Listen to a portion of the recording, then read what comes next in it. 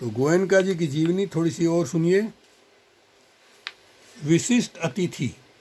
Burma रहते हुए समय समय पर भारत से हिंदी के प्रसिद्ध साहित्यकारों को आमंत्रित करते रहे और उन्हें गोयनका निवास का आतिथ्य प्रदान कर उनसे भारतीय हिंदी भाषियों को लाभान्वित करवाते रहे। उनमें से प्रमुख थे श्री विष्णु प्रभाकर, श्री यशपाल जैन, श्री रामधारी सिंह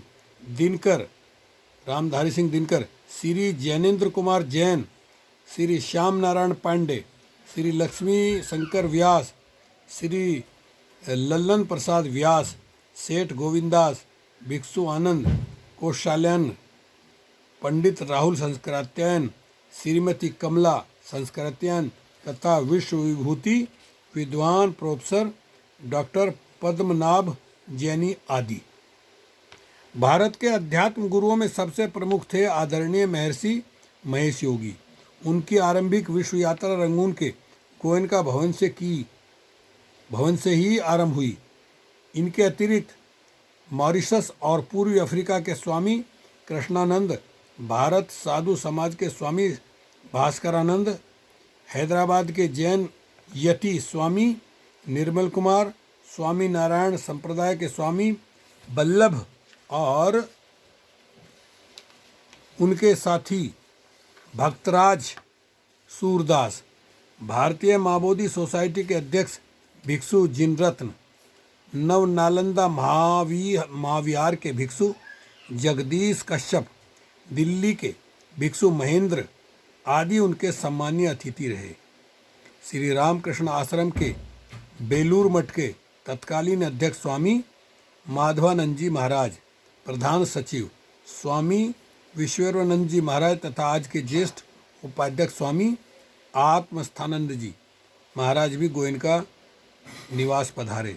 भारत में आर्य समाज के प्रबुद्ध नेता श्रद्धेय आनंद स्वामी जी ने भी गोयनका भवन को अपने आतिथ्य का सौभाग्य दिया। भारत के जिन राजनेताओं ने उनका आतिथ्य स्वीकारा उनमें प्रमुख थे बम्बई कांग्रेस कमेटी के अध्यक्ष और भारत सरकार के खाद्य मंत्री श्री S.K. पाटिल, भारत सरकार के श्रम मंत्री श्री करमारकर, भारत सरकार के वाणिज्य मंत्री श्री मनुभाई शाह, राष्ट्रीय स्वयंसेवक संघ के नेता भाई हाबीर, श्रीमती कमला देवी चट्टोपाध्याय, श्री राम मनोहर लोहिया, बीकानेर के महाराजा डॉक्टर कर्ण सिंह एवं महारानी तथा Akhil Bharatiya schedule caste federation के महासचिव श्री राजभोज आदि।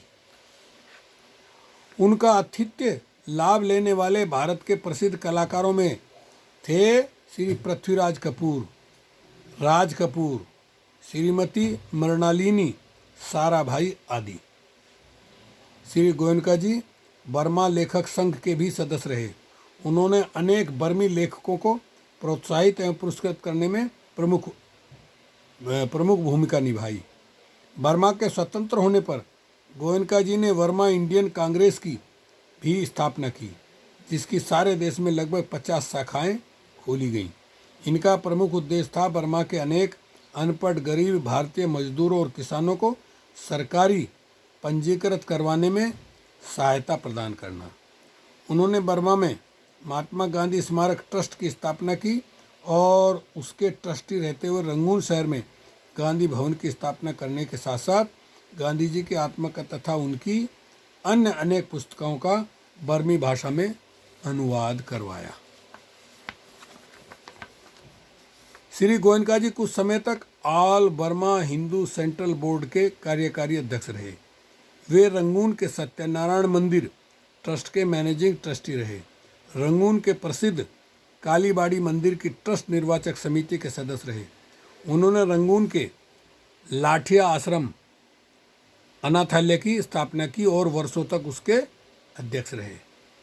मानसिक तनाव बढ़ा। धन संपदा सत्ता और यथेष्ट यश कीर्ति कमाने के दौरान इनमें अहंजन्य मानसिक तनाव बढ़ता गया।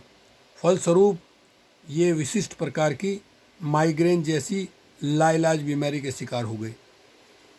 दौरा पड़ने पर मोर्फिया की सुई देनी पड़ती थी।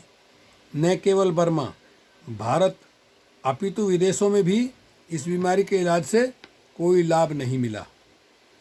अतः बर्मा के ही उनके एक मित्र तत्कालीन अटॉर्नी जनरल, जो बाद में सुप्रीम कोर्ट के जज हुए, ऊ छान ठुन ने इन्हें विपश्यना के 10 दिवसीय शिविर में बैठने की राय दी। अपनी पारंपरिक कट्टर सनातनी मान्यताओं में उलझे होने के कारण बहुत झिझक के बावजूद मजबूरी के कारण शिविर में जाना पड़ा। और वहां जाने के बाद अगली वीडियो में। ओके, शुक्रिया, धन्यवाद।